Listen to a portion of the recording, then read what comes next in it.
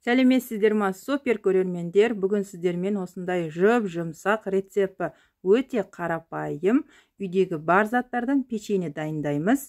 Ол үшін бізге 3 жұмыртқа, 200 грамм айран, ұн, 200 грамм шекер, 3 ас қасық пісте май, ас содасы, какао және варенье.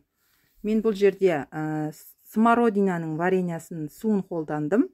Ерекше түс беру үшін және де ерекше дәм болу үшін. Қаласаңыздар, қоспасаңыздар да болады. Кез келген шиенің вареньесін су болса да жарайды. Енді осылай жұмыртқамызды салып, үстінен шекер салып, шекер ерігенше кішкене араластырамыз.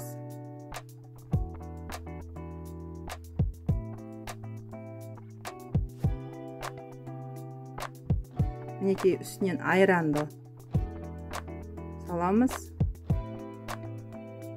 Ас содамыздың үстіне кішкене үксіз құйып, осылай жақсылап араластырып салатын боламыз.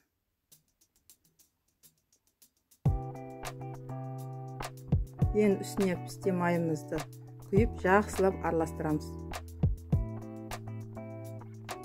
Енді осы қоспамызды 3 ыдысқа бөліп, какао, варенье қосамыз. Мінекей, мен біріншісіне какао қостым.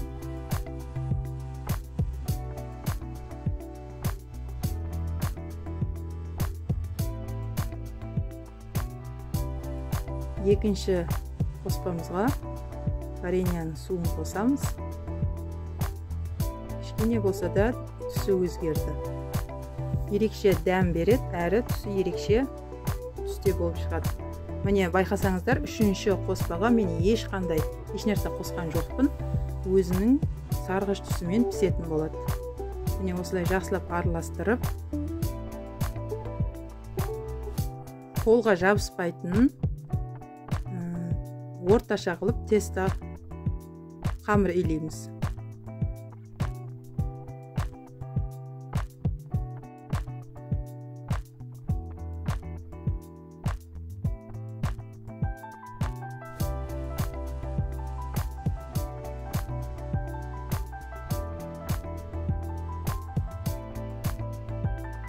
Бірінші тестамыз дайын. Енді екіншісі.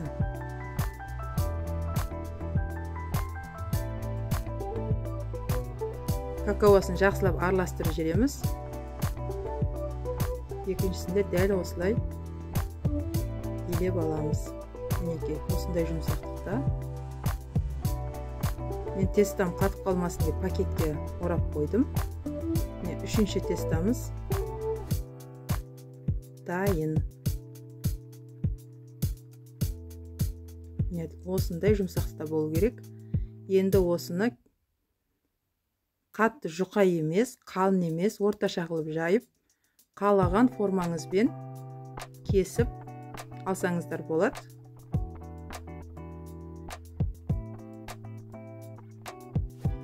Мен үшеуін 3 түрлі формамен кестім.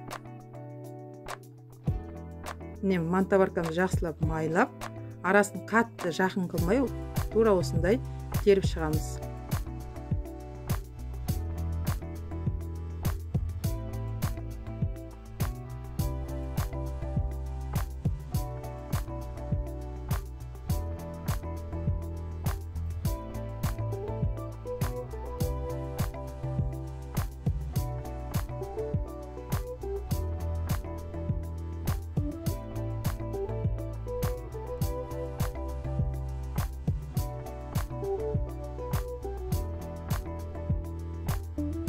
Міне қайнап тұрған суға 30-35 минут пісіріп алатын боламыз.